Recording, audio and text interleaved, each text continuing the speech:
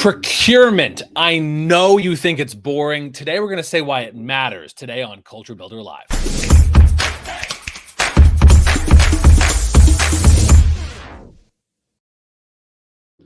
Hey, I'm Chris Wink. I'm the CEO and co-founder of Technically, the news organization with a community of technologists and entrepreneurs. One of the most boring words in the English language is the word procurement.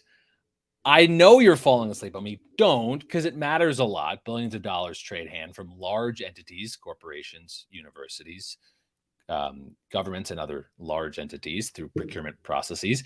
They're typically tilted to let small business and others get into the game. Should they be? How could they be? We're going to talk about that today with Ayannah Khan. She's the founding president and CEO of the Delaware Black Chamber of Commerce. Ayannah, thank you so much for being here.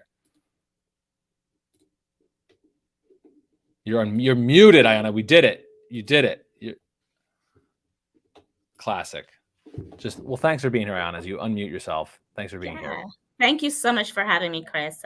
You got it. So, all right, help me out here. So you are the founding president of the Delaware Black Chamber of Commerce. You're representing small businesses, and you that often for you means pretty micro businesses. I think you said under 10 employees, but small business generally. So you're really focused on the little guy. Sell me for a sec. If I'm like falling asleep when you start talking about procurement, why do you care so much about it more generally? Why does procurement matter as a strategy to talk about in economic development, policy, and even equity circles? Why does it matter? Yes. So at the Delaware Black Chamber, we want to change that narrative that procurement is boring to more exciting. Let's make it exciting, Good luck. Engaging, right? So hear me out. So procurement is just basically a way to ensure that we obtain the essential goods and services that we need so that corporations, the state as a whole, operates efficiently and effectively, and it's more of a well-oiled machine. But essentially, procurement is about embracing change and growth. And at the Delaware Black Chamber, we are invested in this topic when it comes to supplier diversity. We want to see more diverse businesses, the smaller businesses get involved in procurement opportunities because it's a way for them to build wealth, to help their communities, to create jobs. It's more of procurement being significantly impactful by supporting fair trades, embracing sustainability, and just contributing to the future. So you hit on that power phrase, supplier diversity. That phrase does a lot of work and means a lot of different things in a lot of different contexts. Procurement, I think one of its reputation it has among technology providers, but a whole range of service providers, is that procurement process is almost by nature, that word has a connotation of cumbersome, that it's seen as like a lot of regulations, a lot of rules, a lot of processes, a lot of paperwork that are like kind of over orchestrated and at times gamified. I could see supplier diversity, meaning a whole host of things. You touched on kind of the equity side of it, like who owns the businesses who are in the game. And I want to get to that. But we've had a last few years of a COVID pandemic where supplier diversity also went a much wider thing, which was you better have a lot of different ways to get toilet paper because you don't know if something's going to change in a dime and you hope you have a few options to do so. I wonder how much you think of that term supplier diversity in both senses. Like supplier diversity writ large, like you want a lot of different inputs to manage risk if you're a large entity, and supplier diversity in the terms of the people, the identity groups who lead the organizations that contribute. Do you use both senses of supplier diversity?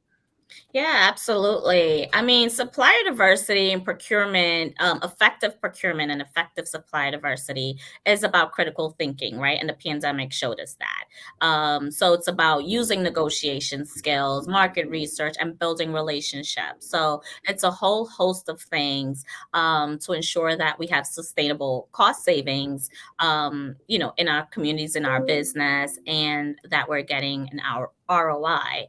So it's definitely important to encourage future conversations and to spark conversations around supplier diversity because there's so many innovative ideas out there from small businesses. And it's going to help these small businesses broaden their career prospects as well, help build wealth in their communities and for their families.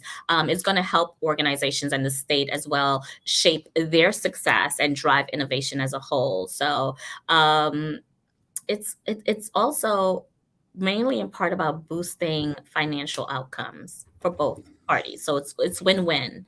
So help foster that personal growth and development for those small businesses as well as corporations, the state, and the federal government.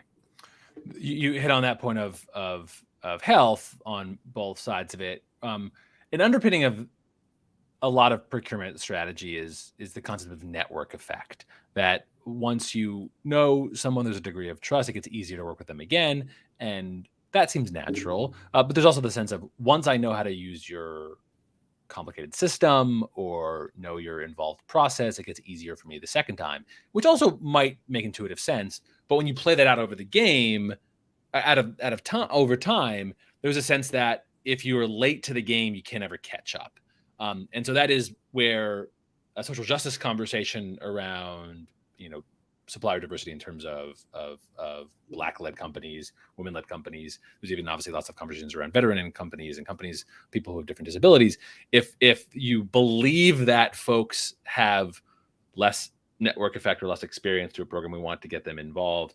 You want to push entities, governments, universities, corporations, any large entity, that you want to push them to not fall into the habit of only ever using the same party, which is why a lot of these complicated regulations theoretically come from. They're trying to push people out of their habits, break out of the network effect. And your point there is, you never know when you might find that micro business with a real genuine innovation.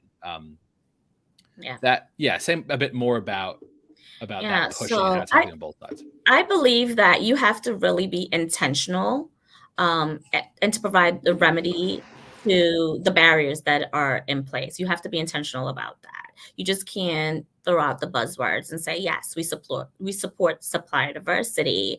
And when you look at your spend, it doesn't reflect that. So you have to be intentional about enhancing the skill sets for these small businesses. And they may not quite be ready yet to do business with some large corporations, but it's important for us to build the programs like we do at the Delaware Black Chamber with our minority supply diversity program, to build those programs to introduce the smaller guys, the smaller businesses, to the larger corporations, because it's all about relationships. It really is. People do business with people they know and like, right? It's a thing.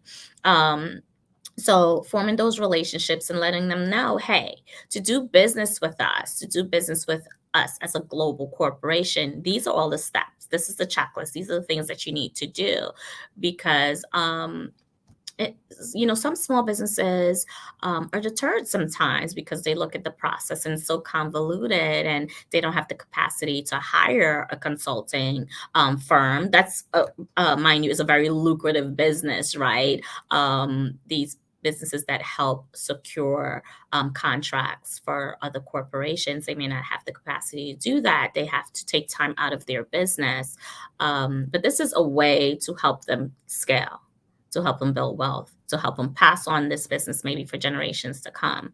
So corporations, the state, the federal government needs to be intentional and provide a remedy that is going to help these businesses get to that point.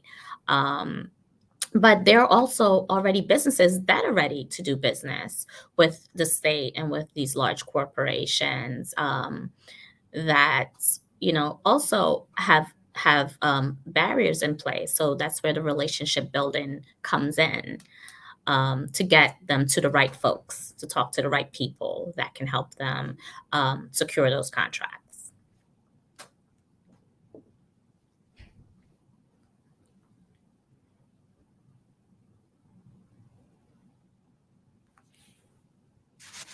I can't hear you. Is it me? Oh, interesting. It automatically mutes me when I go to screen share. Sorry about that. Okay, no. I was just noting that I wanted to give a quick plug to an item we just recently published on the idea of ecosystem in business communities, that you need the large entities that do business with not just small businesses you call up, but also new business, which is this other category we sometimes forget, that a lot of our innovation comes from those that are new, a new spark, a new approach.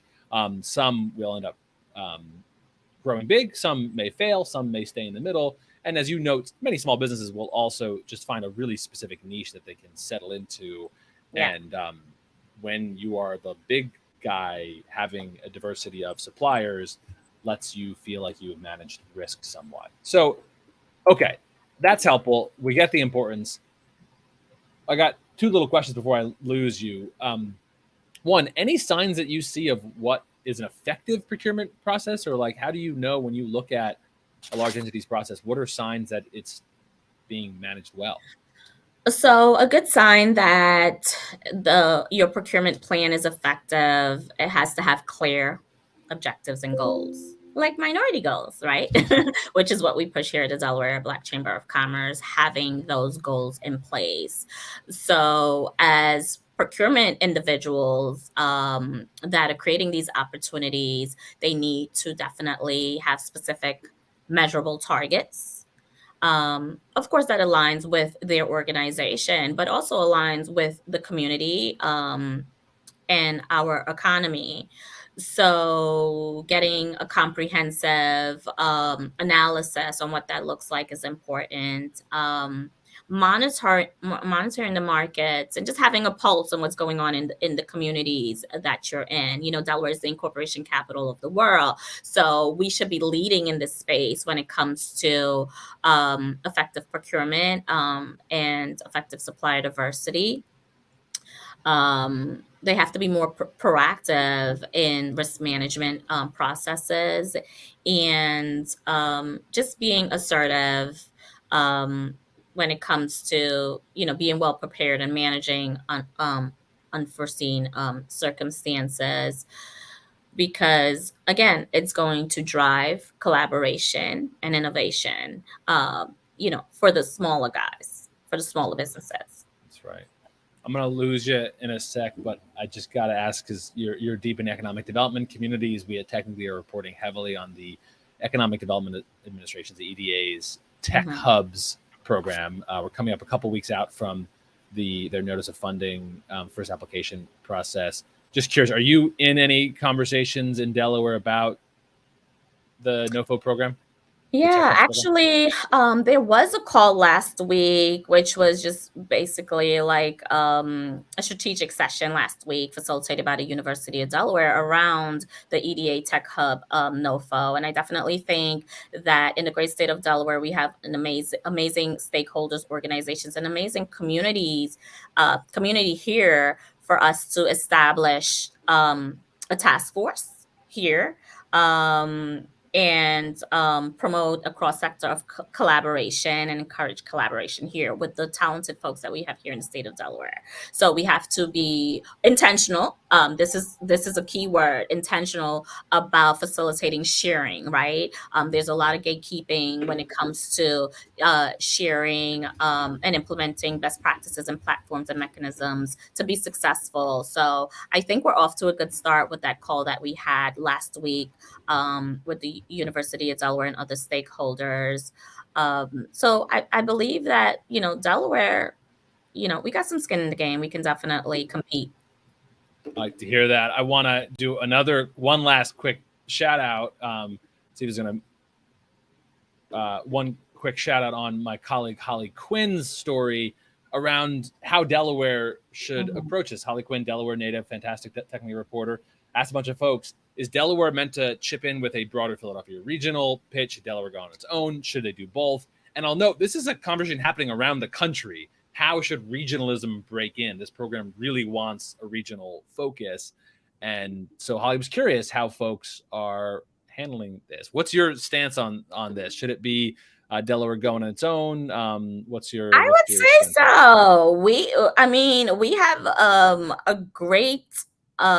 we have great organizations and individuals and diverse perspectives right here in the state of Delaware. I say we Delaware can definitely go in. I mean, I'm all for collaboration, but we don't necessarily have to partner with Philadelphia on this. opportunity, we can go in and collaborate here locally within our great state. We can have the workshops and the seminars and the programming and the mentoring and everything else and strategies in place where we can definitely maximize our own impact here in the state of Delaware. So that's just my little 2 cents on that. Love it. Thanks, Ayannah. Ayannah Khan, the founding president and CEO of the Delaware Black Chamber of Commerce. Ayannah, thanks always for your time. Thank you, Chris. Appreciate it. I'll see everyone next time. See ya. Yeah. Bye.